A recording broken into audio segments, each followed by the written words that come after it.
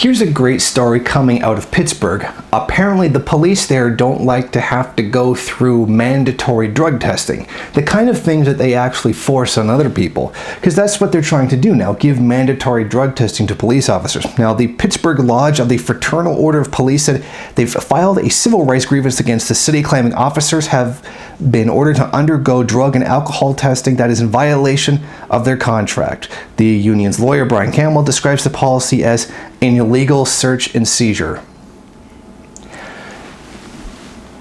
Like what you do to everybody else, what police do to people illegally every single day across the United States, all of a sudden, somehow the police union suddenly has a moral problem with quote-unquote illegal searches and seizures? Really?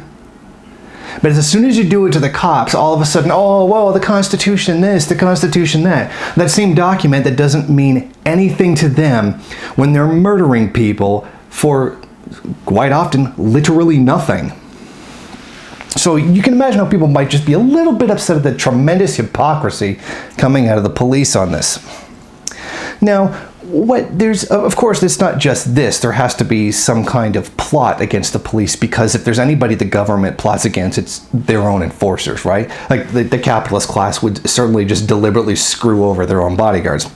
Now, the union attorney Campbell is suggesting that the city is sacrificing the rights of its clients in order to protect itself in the event of a lawsuit.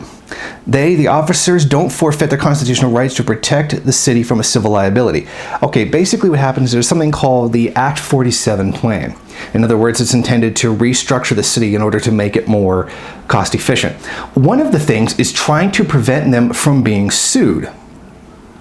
Essentially, if these tests go through and a police officer does something that's illegal and then they get sued, it becomes something that they can shift onto the officer personally because he was on drugs or alcohol.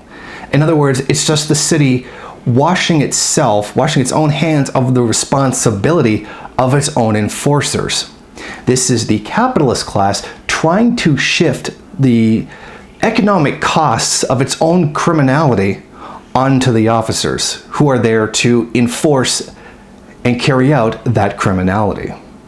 And what we see here is absolutely hilarious. It is so awesome to see the police getting the short end of the stick for once, if you can really call it the short end of the stick, and then to know that the people they work for are starting to back off on them just a little bit in order to save their own pockets. But at no point are the police going to come to the realization, hey, we're kind of a criminal enterprise here. We are carrying out all these abuses on behalf of these people, and now they don't have our backs as fully as they used to. Are police officers going to start resigning as a result of this? When the illegal activity hits them, of course, not when they're doing it to others. Is that what's going to happen here?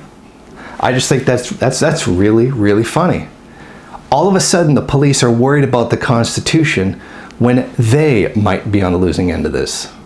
But you know what? I really don't see them, quitting their jobs in droves over the illegality and immorality of the job.